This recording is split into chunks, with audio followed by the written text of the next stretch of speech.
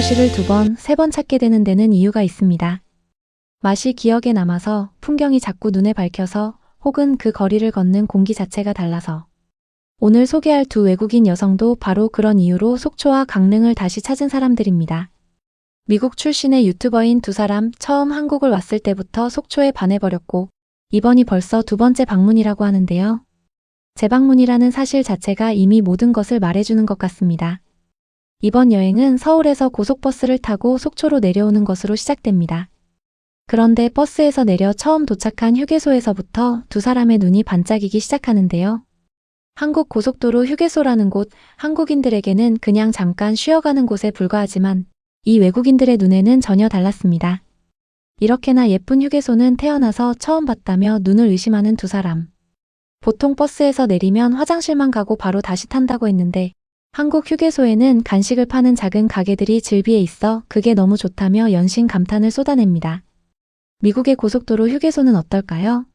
사실 미국에서 고속도로 휴게소란 주유소 옆에 붙어 있는 패스트푸드점 한두 개가 전부인 경우가 대부분입니다.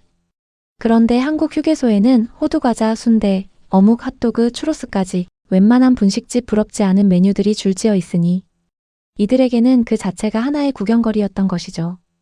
결국 2사람은 호두과자를 손에 들고 환하게 웃으며 버스로 돌아갑니다. 마침내 속초에 도착한 2사람. 가장 먼저 찾은 곳은 속초시장이었습니다. 속초 중앙시장의 아케이드 골목 안으로 들어선 2사람은 알록달록한 간판들과 좌우로 빽빽이 들어선 가게들을 보며 걸음을 멈춥니다. 사실 이 장면이 한국인의 눈에는 그저 익숙한 재래시장 풍경이겠지만 외국인의 시선으로 보면 이 아케이드 시장 구조 자체가 매우 독특합니다. 유럽의 시장은 대개 야외에 천막을 치거나 아예 실내 마켓으로 나뉘는데 한국처럼 골목 전체가 지붕으로 덮이고 양쪽에 가게가 빼곡히 들어선 구조는 그 자체로 하나의 문화 충격인 셈이죠. 2사람은 호떡과 인절미로 간단히 요기한 뒤 청초호수로 향합니다. 속초 시내 한복판에 자리한 청초호수는 바다와 맞닿은 특이한 지형의 석호인데요. 잔잔한 수면 위로 주변 산과 건물이 그대로 반영되는 그 풍경이 걷는 내내 눈을 즐겁게 해줍니다. 사실 이런 호수가 도심 한가운데 존재한다는 것 자체가 외국인들에게는 쉽게 이해가 안 되는 한국의 지형적 선물 같은 것이죠. 2사람은 호수 주변을 천천히 걸으며 눈앞의 풍경을 카메라에 담습니다. 그리고 하루의 마지막은 2사람에게 아주 특별한 장소에서 마무리됩니다. 바로 지난번에도 2번이나 찾아왔다는 부대찌개집이었는데요. 좋아하는 음식이 생기면 사람은 어떻게든 다시 그 자리로 돌아오게 됩니다. 지난번 여행에 2번이나 먹고도 그 맛을 잊지 못해 다시 찾아온 2사람. 한국 부대찌개는 처음엔 낯선 음식처럼 보일 수 있습니다. 햄, 소시지, 라면, 김치가 한 냄비 안에서 끓어오르는 이 조합이 외국인 눈에는 이상하게 보일 수도 있지만 한 숟갈 떠먹는 순간 말문이 막힐 만큼 깊은 국물 맛이 터져 나오거든요. 이 2사람도 지난번에 그 맛을 한번 알아버린 뒤로는 속초에 오면 반드시 이 집에 들러야 한다는 일종의 의식처럼 자리 잡은 것이죠. 한국 음식이 외국인들의 재방문을 이끌어내는 힘, 이 장면 하나가 그 모든 것을 증명하고 있었습니다. 이어서 본격적으로 설악산 국립공원 방문 당일이 밝아옵니다. 설악산 입구에 내리자마자 2사람은 풍경만으로도 이미 압도되는 반응을 보이는데요. 그런데 이 2사람을 진짜로 놀라게 한 건 따로 있었습니다. 바로 설악산 입장료 가격이었는데요. 고작 4,500원, 미국 달러로 4달러도 채 안 되는 금액이었습니다. 미국의 국립공원 입장료나 케이블카 요금은 평균 20달러에서 50달러에 달하는 경우가 많습니다. 그런데 한국에서는 그 10분의 1도 안 되는 가격으로 산에 올라갈 수 있는 이 경험을 누릴 수 있으니 이 외국인들 입장에서는 도무지 현실이라고 느껴지지 않았을 겁니다. 설악산을 올라가는 길, 좁은 등산로를 조심스럽게 오르는 2사람의 모습이 이어집니다. 한 사람이 너무 좁고 무섭다며 친구의 다리를 잡았다는 고백도 나오는데요. 그러면서도 입가에는 웃음이 가득합니다. 힘든 길이지만 그 힘듦이 오히려 여행의 맛이 되어주는 순간이었을 겁니다. 그렇게 드디어 정상 부근에 올랐을 때 2사람은 눈앞에 펼쳐진 풍경 앞에서 잠시 말을 잃습니다. 도시의 소음은 온데간데 없고 귀에 들리는 것은 바람소리와 나뭇잎이 스치는 소리뿐이었을 그 순간. 한국이 이런 나라라는 것을 우리는 너무 쉽게 잊고 사는 것 같습니다. 케이블카를 타고 내려오는 길, 창밖으로 펼쳐지는 설악산의 능선이 2사람의 눈앞을 가득 채웁니다. 올라갈 때의 긴장감과는 다르게 내려오는 길에는 여유가 생기는 법이죠. 그 여유 속에서 두 사람은 비로소 주변의 풍경을 온전히 눈에 담습니다. 케이블카에서 내린 뒤 두 사람은 근처 야외 매점을 찾습니다.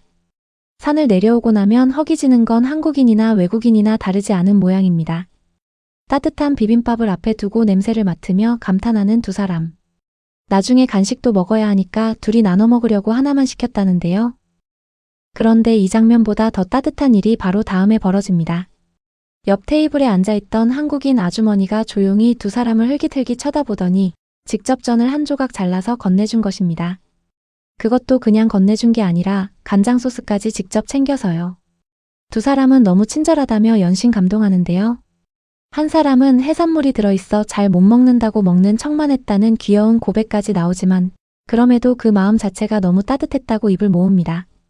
생각해보면 이 장면이 한국의 정을 가장 정확하게 보여주는 장면이 아닐까 싶습니다. 아무런 이유 없이 그냥 옆에 앉아있다는 것만으로 음식을 나눠주는 행동. 외국에서는 길거리에서 낯선 사람이 먹을 것을 건네면 오히려 경계하는 게 일반적입니다. 그런데 한국에서는 그게 너무나 자연스러운 인심의 표현이거든요. 이 두 사람이 속초를 2번이나 찾아온 이유가 단순히 음식이나 풍경 때문만은 아닐 것이라는 생각이 드는 대목입니다. 설악산에서 내려온 두 사람이 마지막으로 챙긴 건 속초의 명물 만석 닭강정이었습니다. 달콤하고 매콤한 소스가 듬뿍 입혀진 닭강정을 손에 들고 호텔로 돌아가는 두 사람, 이미 표정부터 내일이 기대되는 얼굴입니다. 다음날 두 사람은 강릉으로 이동합니다. 강릉 숙소에 짐을 내려놓자마자 바다부터 보러 나가는 두 사람.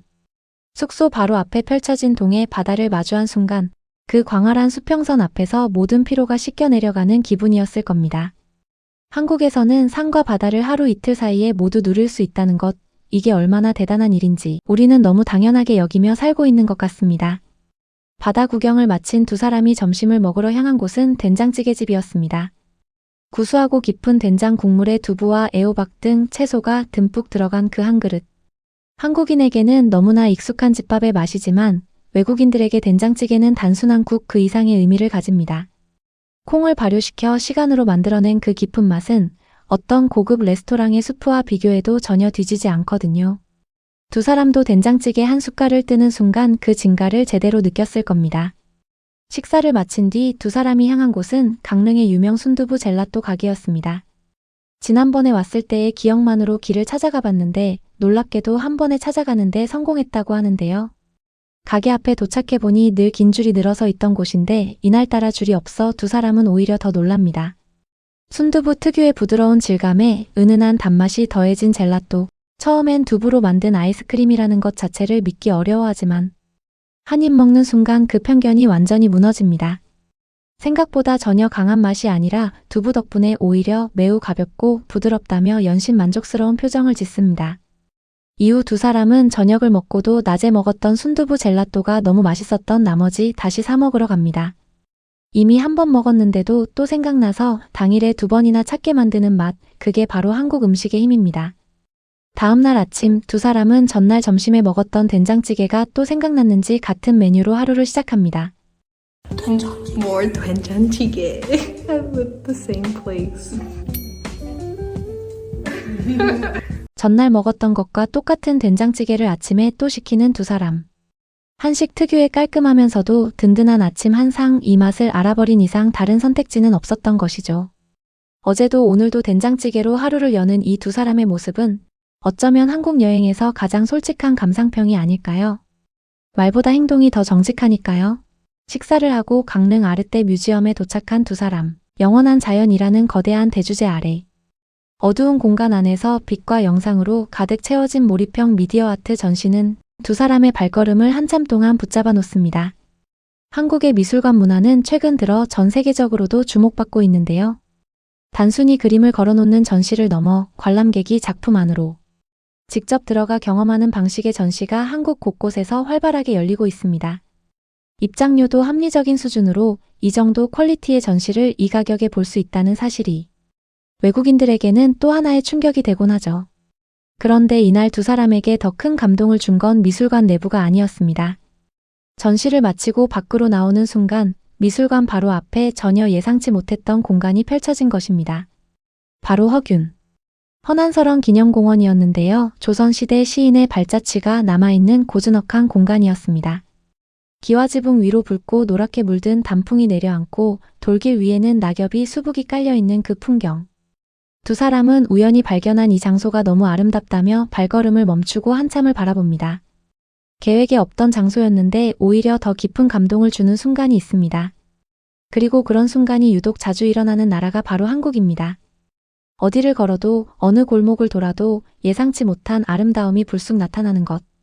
그게 한국 여행이 자꾸 생각나게 만드는 이유 중 하나일 겁니다. 한옥과 단풍의 여운을 안고 숙소로 돌아온 두 사람은 이번엔 전기자전거를 빌립니다. 한 명은 파란색, 다른 한 명은 주황색 자전거를 골라 각자 페달을 밟기 시작하는데요. 숙소 바로 앞 호수를 따라 이어진 자전거 도로 위로 두 사람은 나란히 달려나갑니다. 잔잔한 호수 둘레를 바람을 가르며 달리는 두 사람의 뒷모습이 한 폭의 그림처럼 보입니다. 사실 이런 수변 자전거 도로가 잘 정비되어 있다는 것, 한국인에게는 당연한 풍경이지만 해외에서는 대도시에서도 찾기 쉽지 않은 인프라입니다. 강릉이라는 도시가 이 두 사람에게 단순한 경유지가 아니라 기억에 남는 여행지가 된 데는 이런 세심한 환경이 바탕에 깔려 있었기 때문이기도 합니다. 자전거를 타고 난 뒤 두 사람은 저녁을 먹고 또 순두부 젤라또를 먹었습니다. 순두부 특유의 부드럽고 가벼운 질감이 전혀 강하지 않아서 먹을수록 자꾸 생각난다고 하는데요. 두부로 만든 아이스크림이라는 말에 처음엔 반신반의했다가 한 입 먹고 나면 그 편견이 완전히 무너지는 맛. 이게 바로 한국 음식이 가진 반전의 힘입니다. 강릉에서의 시간이 그렇게 저물어 갑니다. 보이면 먹게 되는 한국의 길거리 간식들, 속초의 부대찌개, 설악산에서 건네받은 전 한 조각, 속초시장 골목의 만석닭강정, 강릉 앞 바다, 아트뮤지엄의 빛, 한옥 마당의 단풍, 호숫가를 달리던 자전거, 그리고 몇 번을 먹어도 또 생각나는 순두부 젤라또 한 컵. 이 모든 것들이 속초와 강릉, 한국의 가을이 두 사람에게 건넨 선물이었습니다. 지난해에도 왔고 또다시 왔고 아마 다음에도 또 찾을 것 같습니다. 한번 알아버린 이 나라의 맛과 공기는 그렇게 쉽게 잊히지 않을 테니까요.